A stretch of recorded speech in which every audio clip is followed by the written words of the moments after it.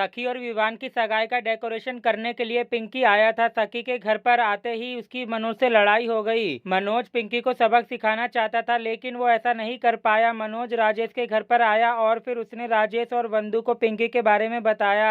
मनोज बता रहा था तब तक उसके सामने पिंकी आ जाता है। उसे देखने के बाद मनोज का गुस्सा बढ़ जाता है और मनोज घूसा मारने के लिए हाथ उठा लेता है। मनोज के हाथ उठाते ही पिंकी डर के मारे बेहोश हो जाता है। फिर उसके साथी उसे उठाते हैं। पिंकी मनोज को बहुत उल्टा सीधा बोलने लग जाता है, जिसके बाद राजेश चुप नहीं रहता। वो बोलता है पिंकी को चुप रहने के लिए। राजेश को पिंकी के ऊपर गुस्सा आने लग जाता है। वंदू पिंकी को बोलती है कि तुम हमारे दादा से इतनी बदतमीजी नहीं कर सकते हो। इतना ज्यादा गुस्सा आता है वंदू को कि पिंकी को उस नौकरी से निकाल जाने के लिए बोल देती है। पिंकी भी मना कर देता है। राजेश के घर पर डेकोरेशन का काम करने से पिंकी जा ही रहा था कि वहाँ पर विवान की मम्मी यानी कि सखी की होने वाली सासू माँ आ जाती है। विवान की मम्मी के सामने वंदू बोलती है कि पिंकी हम तुम्हें फायर करते हैं, जिसके बाद विवान की मम्मी बोलती है कि तुमने इसे हायर ही कब किया था जो तुम फायर करोगी।